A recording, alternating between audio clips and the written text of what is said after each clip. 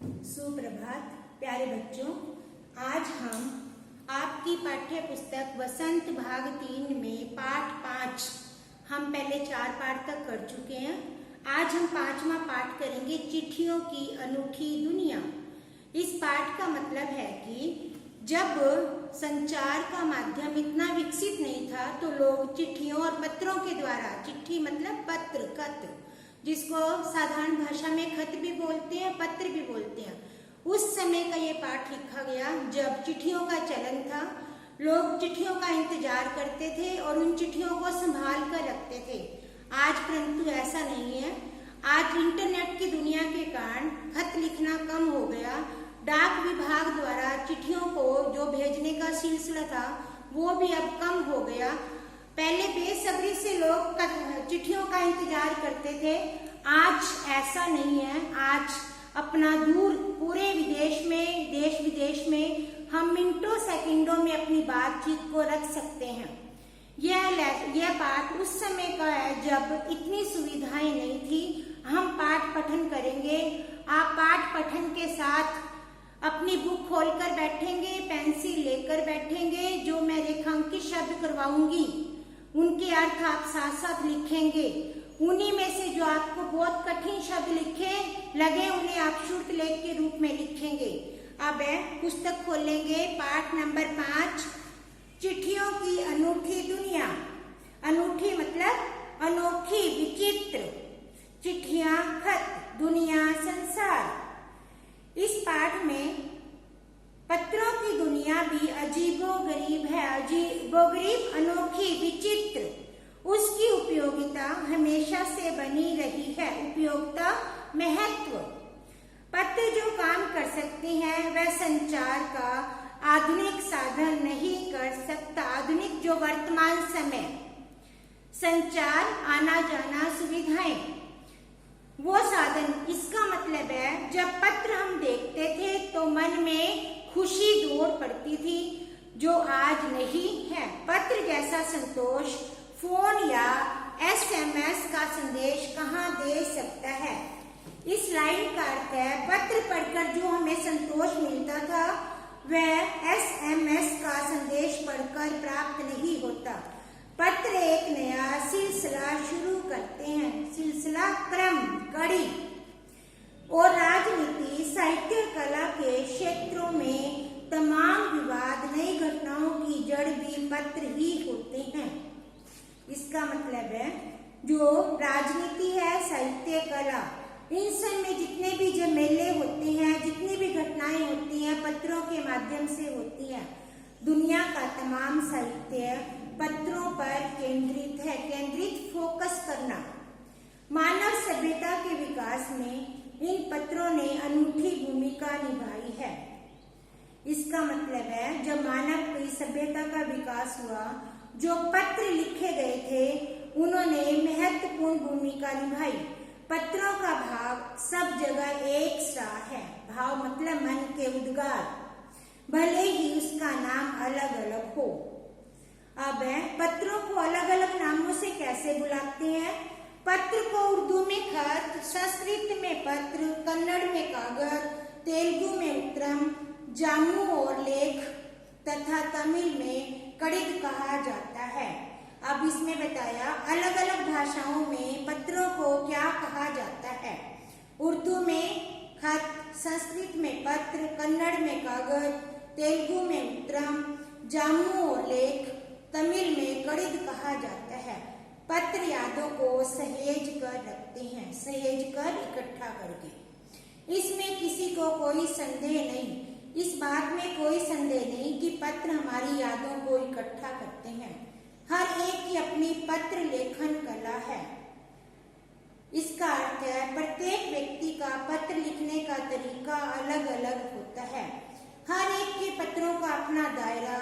दुनिया भर में रोज करोड़ों पत्र एक दूसरे को तलाशते तमाम ठिकानों तक पहुंचते हैं। ठिकाने, जगह। भारत में ही रोज 4.5 करोड़ चिट्ठियां डाक में डाली जाती हैं। कितनी? 4 करोड़ प्रतिदिन जो भारत में चिट्ठियां डालते हैं, 4 करोड़। जो साबित करती हैं, साबित करना, प्रमाणित करना कि पत्र कितनी अहमियत रखते हैं, अहमियत, मूल्य, कीमत, महत्व। अब इसमें पंडित जवाहरलाल नेहरू का नाम आया, जिन्होंने 1953 में कहा था, हजारों साल तक संचार का साधन केवल हर कार्य या फिर तेज घोड़े रहे हैं, कि हजारों साल तक केवल संचार का माध्यम तेज घोड़े रहे थे, जिन्हों के द्वारा हम अपने पत्र भेजते थे। उसके बाद पहिए आए, पर रेलवे और तार से भारी बदलाव आया। बदलाव, परिवर्तन। तार ने रेलों से भी तेजी गति से संवाद पहुंचाने का सिलसिला शुरू किया। तार ने रेल से भी जल्दी संवाद पहुंचाए। अब जो हमारी बातचीत थी वो तार ने जल्दी पहुंचा दी। अब टेलीफोन, वायरलेस और आगे रेडार, दुनिया बदल रहा है। अब देखो, सबसे पहले क्या थे? घोड़े, फिर आए तार, तार के बाद रेल, रेल के बाद टेलीफोन, टेलीफोन के बाद वायरलेस, वायरलेस के बाद रेडार की दुनिया आज बदल गई है। पिछली शताब्दी में पत्र लेखन, शताब्दी 100 वर्षों में पत्र लेखन एक कला का रूप ले लिया। डाक व्यवस्था के सुधार के साथ पत्रों को सही दिशा देने के लिए विशेष प्रयास किए गए। पत्र संस्कृति विकसित करने के लिए स्कूली पाठ्यक्रमों में पत्र लेखन का विषय भी शामिल किया गया है। अब इसमें बताया, जो भारतीय संस्कृति है उसको उज्जवल करने के लिए जो हमारे सिलेबस हम स्कूल में पढ़ते हैं उसमें पत्र लेखन भी आपको हम करवाते हैं ना, उसके बारे में बताया। पत्र लेखन भी शामिल किया गया। भारत ही नहीं, दुनिया के कई देशों में ये प्रयास चले और विश्व डाक संघ ने अपनी ओर से भी काफी प्रयास किए। अब इसमें बताया, जो डाक संघ है, डाक विभाग है जो पूरे विश्व का, उसने भी इस बारे में प्रयास किए। विश्व डाक संघ की ओर से 16 वर्ष से कम आयु के बच्चों के लिए पत्र लेखन प्रतियोगिताएं आयोजित करने का सिलसिला सन 1972 में शुरू हुआ। अब इसमें बताया, 16 वर्ष की आयु के बच्चे जिनके लिए प्रतियोगिताएं आयोजित की गई वो 1972 में शुरू हुई। यही नहीं कि खास तौर पर बड़े शहरों और महानगरों में संचार साधनों के तेज विकास और अन्य कारणों से पत्रों की आवाजाही प्रभावित हुई। इसमें बताया, जो पत्र भेजने का साधन था और भी तेज हो गया, पर देहाती दुनिया आज भी चिट्ठियों से चल रही है। इसमें बताया, जो देहात कस्बे हैं उसमें आज भी पत्रों को द्वारा अपने संदेश भेजे जाते हैं। फैक्स, ईमेल, टेलीफोन, मोबाइल ने चिट्ठियों की दुनिया को तेजी से रोका है।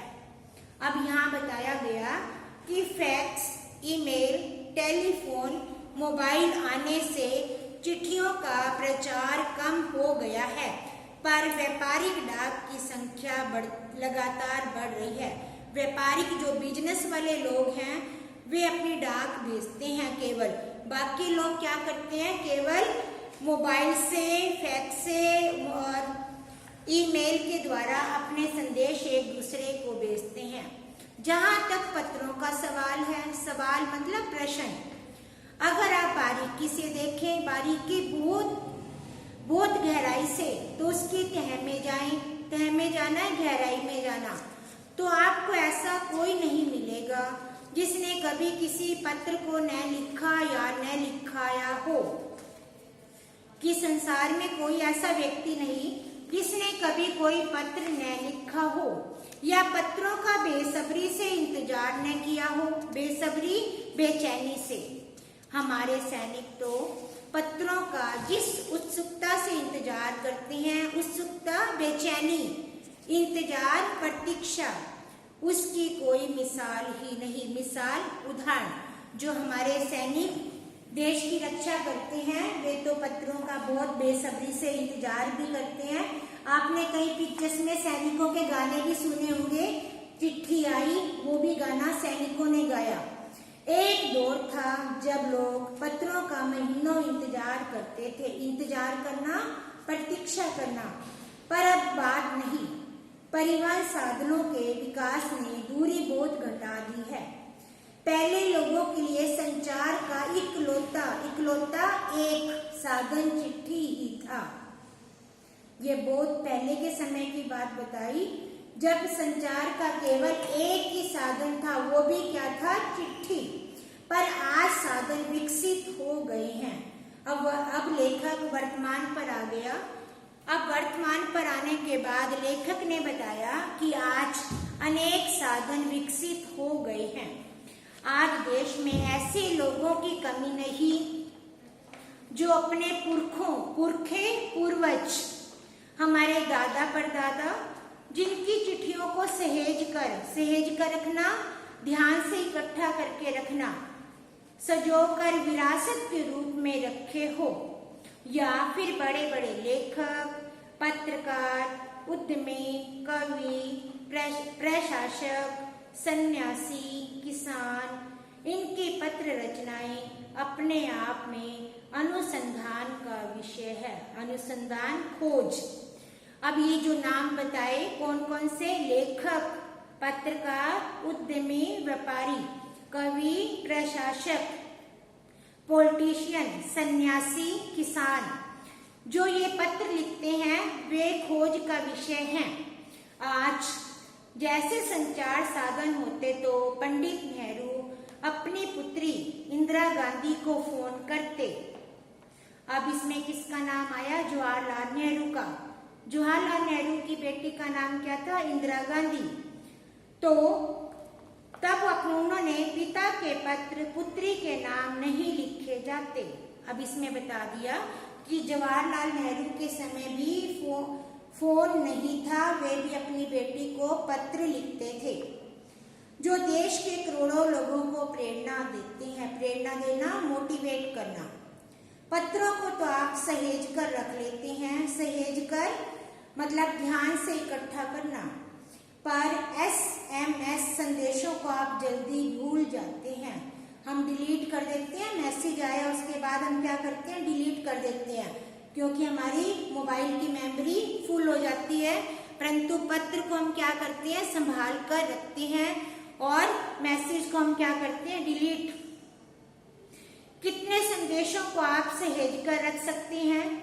तमाम महान हस्तियों की तो सबसे बड़ी यादगार धरोहर उनके द्वारा लिखे गए पत्र ही हैं। भारत में इस श्रेणी में राष्ट्रपिता महात्मा गांधी को सबसे आगे रखा जाता है। अब दूसरे महान पुरुष का नाम क्या है? महात्मा गांधी, जिन्होंने बहुत पत्र लिखे। दुनिया के तमाम संग्रहालय म्यूजियम को बोलते हैं। जानी मानी हस्तियों के पत्रों का अनूठा संकलन है। अनूठा, विचित्र, अनोखा, अद्भुत संकलन, इकट्ठा करना, ढेर। तमाम पत्र देश काल और समाज को जानने समझने का असली पैमाना है। पैमाना, मापदंड। भारत में आजादी के पहले महासंग्राम के दिनों में कुछ अंग्रेज अफसरों ने अपने परिवारजनों को पत्र लिखे। वे आगे चलकर बहुत महत्व की पुस्तक बन गए। अब किसकी बात की?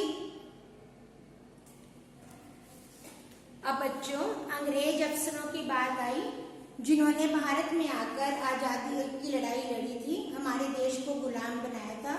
तब वे अपने परिवार को पत्र ही लिखते थे। वे आगे चलकर बहुत महत्व की पुस्तक बन गई। जो अंग्रेजों के द्वारा पत्र लिखे गए थे, उनको एक पुस्तक में इकट्ठा कर लिया और एक पुस्तक बना दी। इन पत्रों ने साबित करना, प्रमाणित करना कि यह संग्राम कितनी जमीनी मजबूती लिए हुए था। महात्मा गांधी के पास दुनिया भर से तमाम पत्र केवल महात्मा गांधी इंडिया लिखे आते थे। अब इसमें जो गांधी जी के पास पत्र आते थे, उसमें गांधी जी का नाम और इंडिया लिखा हुआ आता था, और वे जहां भी रहते थे वहां पहुंच जाते थे। आजादी के आंदोलन की कई दिग्गज मतलब महान हस्तियों के साथ भी ऐसा ही था। गांधी जी के पास दुनिया भर से बड़ी संख्या में पत्र पहुंचते थे, पर पत्रों का जवाब देने के मामले में उनका कोई जोर नहीं था। कहने का भाव है कि गांधी जी प्रत्येक पत्र का उत्तर अपने जो भी उनके पास पत्र आता था उनका वे उत्तर देते थे। कहा जाता है जैसे उन्हें पत्र मिल जाता था उसी समय वे जवाब लिख देते थे। अपने हाथों से ज्यादा पत्रों का जवाब देते थे। जब लिखते उनका दाहिना हाथ दर्द होने लगा तो वे बाएं हाथ से भी लिखने जुट जाते थे। अब यहाँ बताया जो हमारे महात्मा गांधी जी हैं वे दाएं हाथ से भी लिखते थे, बाएं हाथ से भी, अर्थात गांधी जी लिखने में दोनों हाथों का प्रयोग करते थे। महात्मा गांधी ही नहीं, आंदोलन के तमाम नायकों ने पत्र गांव-गांव में मिल जाते हैं। पत्र भेजने वाले लोग उन पत्रों को किसी प्रशस्ति पत्र से कम नहीं मानते हैं। प्रशस्ति पत्र प्रशंसा करने वाला। कई लोगों ने तो इन पत्रों को फ्रेम कराकर रखा है। फ्रेम में रखना, पूरी फोटो बना देना, यह पत्रों का जादू। यहाँ नहीं, पत्रों के आधार पर कई भाषाओं में जाने कितनी किताबें लिखी जा चुकी हैं। वास्तव में पत्र किसी दस्तावेज से कम नहीं है। पत्र के 200 पत्र, पंत के 200 पत्र बच्चन के नाम। ये बच्चन कौन है? अमिताभ बच्चन के पिताजी हरिवंश राय बच्चन का नाम आया। हरिवंश राय बच्चन भी महान लेखक थे, कवि थे। निराला के पत्र, ये सूर्यकांत त्रिपाठी निराला का नाम आया। उन्होंने भी पत्रों लिखे। लिखो है कहाँ? पत्रों की आईने में दयानंद सरस्वती, ये भी दयानंद सरस्वती का नाम आया जिन्होंने आर्य समाज की स्थापना की। समेत कई पुस्तकें आपको मिल जाएंगी। कहा जाता है प्रेमचंद खास तौर पर नए लेखकों को बहुत प्रेरक जवाब देते थे।